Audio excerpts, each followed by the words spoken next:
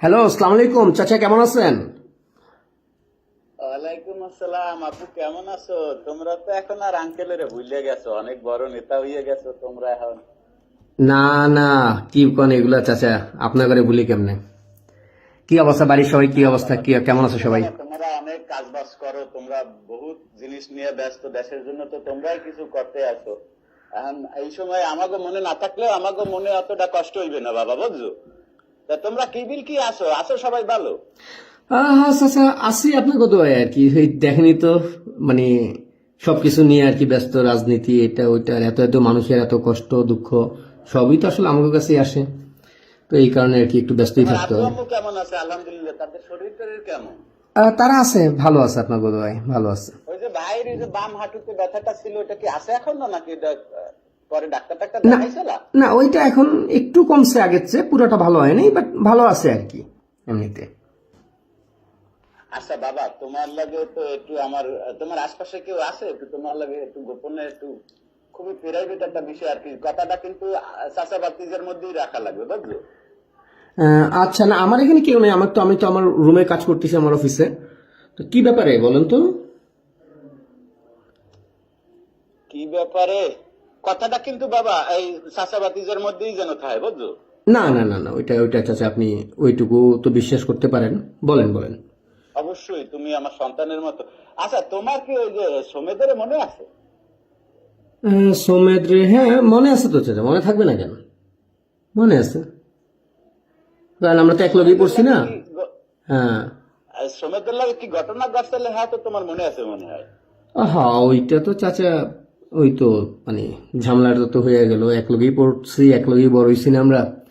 কিন্তু ও তো ওই যে ইয়াবার ব্যবসা, ও তো পিছন দিক দিয়ে করে ওই যে ইয়াবা পাচার করতো, পুলিশের দৌড়ানি খেয়ে যায়, ডোবাই পড়ে মরে গেল। না খুব খারাপ হইছে এটা, ওই তো ওর বাবা, লগে খুব অন্যায় আনফর্চুনেট, হয়েছে। এটা তো ইয়াং বাসে সবাই করে, ওটা তো ওর ব্যবসা আসলে, আর ওই ব্যবসা দিয়েই তো মোটামুটি আমাকে সংসার টংসার চলতে। আর এই ব্যবসা পাতি যে দাঁড় করাইছে, এও তো তোমার আব্বু সবই জানে।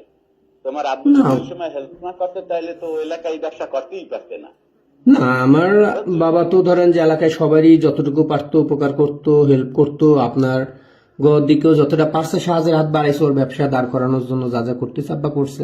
আব্বা তো এমনিতে বড় মনের মানুষ ছিল। হ্যাঁ, ও এখন বাবা ঘটনা হয়েছে, এখন ও তো মারা গেছে অনেক দিন আগে, মনে করো তো মারা গেছে মোটামুটি 10-11 বছর হয়ে গেছে। ও মারা গেছে হইলে যাইয়ে তোমার ওই 2014 সালের আগস্টের 3 তারিখে, বুঝছো? হ্যাঁ হ্যাঁ। এখন ঘটনা হয়েছে কি বাবা, নাই তো তোমার আশপাশে কেউ? না, আমার আসলে কেউ না, আমি আমার অফিস রুমে। আচ্ছা শোনো বাবা, তোমরা তো সমন্বয়ক, তোমাকে অনেক ক্ষমতা, তোমরা কি করতে করতে পারো, হ্যাঁ তো আমরা দেখি বিভিন্ন জায়গায়, বুঝছো? এখন ঘটনা হয়েছে বাবা, ওই যে 2014, হ্যাঁ বুঝছো? হুম আব্বু হুম। কথা হলো তুমি? হ্যাঁ। ওই যে বাবু, ওই ঘটনাটা হয়েছে ওই 14-রে আমি 24 বানাইতে পারছি, বুঝছো? তোমার আচ্ছা কি আরো আচ্ছা। কিছু খুলে কওয়া লাগবে? আর আমি কই নিলে পরিষ্কার করছি। চাচা একটু খুইলা কন, মানে তাইলে একটু আমার বুঝতে সুবিধা হয়। আচ্ছা আবু শোনো, ওই যে 14 সালে আমি ওইটা আর যে ডেথ সার্টিফিকেট নগদে আবার উঠেছি, ওইটারে আমি 24 করছি, বুঝছো? ওইটা আল্লাহ জায়গায় 3রা আগস্ট 2014, ওইটারে ওই 1-14 জায়গায় আমি 24 বানাই দিছি।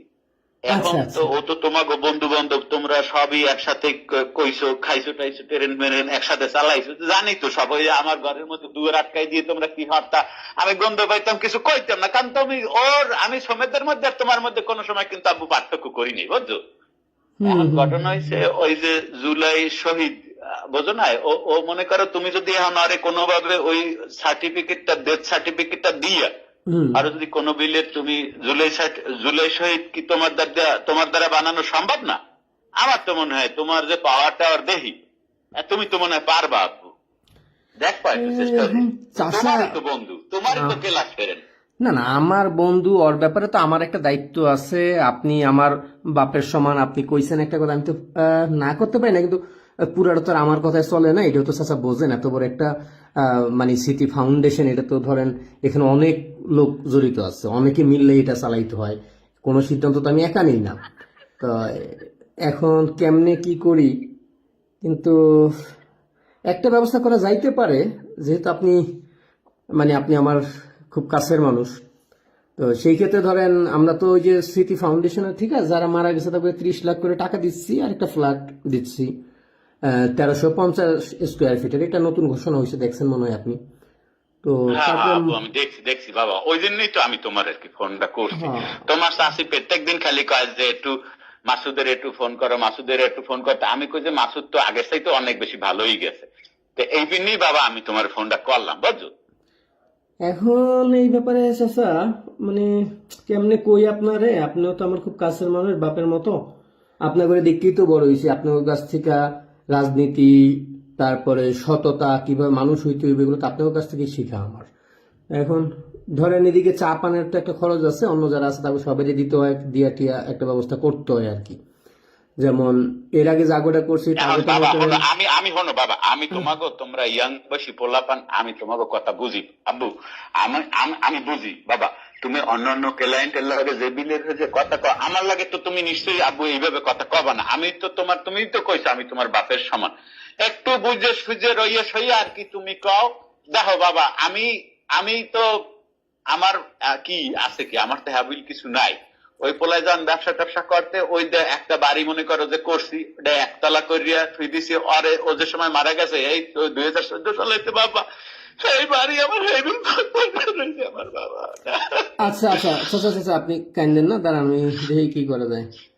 আপনি আপনি এক কাম করেন, তাহলে আপনি একদিন অফিসে আসেন, অফিসে আইলে বই আমরা কথা কই। আর এমনিতে আপনার একটা কথা কই, সেটা কারো কাছে শেয়ার করেন না, আপনি আমার ঘরের মানুষ, এই কারণে কইতেছি। 30 লাখ টাকা, তো 30 লাখ টাকা আমাগো যেটা আর কি সিস্টেম, যেটা আর কি আমাগো 30 লাখ টাকার 15 লাখ টাকা হচ্ছে আমাদের ফাউন্ডেশনে দান করতে হবে। ফাউন্ডেশন হচ্ছে আমাকে নতুন দলে আর কি, নতুন দল করছি, সামনে নির্বাচন, আপনি তো জানেনই চাচা যে কি পরিমাণ খরচ নির্বাচনে। তো ধরেন 30 লাখ টাকার মধ্যে 15 লাখ টাকা আপনি আমাকে দলের ফান্ডে দিয়ে দিবেন। হুম, যদি দেন বাবা এই অর্ধেক তোমরা লই যাবা। না চাচা, আমার একটু ব্যাপারটা খুইলা কইতে দেন। সেইটা হইছে, আপনি তো মাসে মাসে আবার 20,000 করে কিন্তু পাবেন, ওইটা কিন্তু আমরা আর বাদ নিতেছি না। আর অন্য সবাই যারা নিতেছে, অন্য জাগরে যে শহীদ বানাইছি, আমরা কিন্তু শহীদ প্রতি মনে করেন 25-30 লাখ করে রেখে দিছি। কারণ কি, যে মাসে 20,000 করে তারা পাইবো, ওইটি তো তাগো অনেক বড় লাভ। হ্যাঁ, যে কারণে আমরা কিন্তু অনেকের কাছে 30 লাখ করে রেখে দিছি। আপনি শুধু আমার চাচা দেখা আপনি আইলেই দেখবেন আপনারা কি সম্মান দেয় সবাই এই জায়গায়। যখন আমি কমু আমার চাচা, দেখবেন সবাই কিভাবে আপনার মূল্যায়ন করে। হ্যাঁ, তো সেই ক্ষেত্রে 15 লাখ টাকা মনে করেন আপনার জন্য খালি। হুম, আর ওই আপনার ফ্ল্যাট ফ্ল্যাট ওইগুলো নিয়ে আমাদের কোনো মাথা ব্যথা নেই, ওইগুলো আসলে যার যার হক। এটা ধরেন আমার বন্ধু মারা গেছে, ও শহীদ, ওর প্রাপ্য, ওইটা ওই হকের দিকে আমরা হাত দিব না। ওই ধরেন ফ্ল্যাট আপনার, ওটা আপনার ওই থাকবো। খালি 30 লাখ যেটা ক্যাশ, ওইটা যেদিন চেক নিবেন ওই দিন 15 লাখ টাকা এনে আমাদের অ্যাকাউন্টে, মানে এটা ওই অ্যাকাউন্টে না, সরাসরি অফিসের মানে পার্টির ইয়েতে দিতে পারবেন না, আমার ব্যক্তিগত অ্যাকাউন্টে আপনি 15 লাখ টাকা দিয়ে যাবেন, আর 30 লাখের চেক লয়ে যাবেন। ঠিক আছে, আর ওর নাম কেমনি কি করতে গেলে আমি করে দিব না। বাবা তোমারে ঠিক আছে, তোমরা তোমাকে কথার উপরে তো আর আমরা, তোমরা বাবা এখন হয়েছে যে তোমরা আধুনিক ছেলে পেলে, তোমরা ইন্টারনেট দিয়ে বলাক চালাও, বলাক দিয়ে ইন্টারনেট চালাও, তোমরা তো অনেক বোঝো বাবা। তোমাকে লাগে তো আসলে আমরা বুঝতে পারবো না, তোমরা আধুনিক পোলাপান।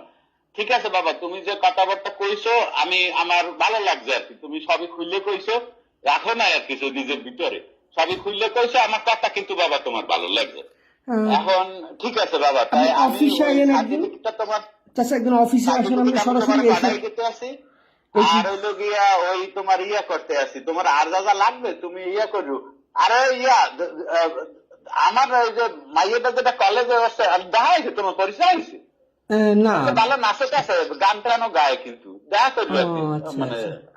আচ্ছা, তাহলে আপনি তুমি আইও আবু, তুমি আইও এমনিতে, কাজ বাজ তো পরের বিষয়। হ্যাঁ, তুমি এমনিতে কিন্তু আইও, তোমার চাষি তোমার কথা প্রায় কয়।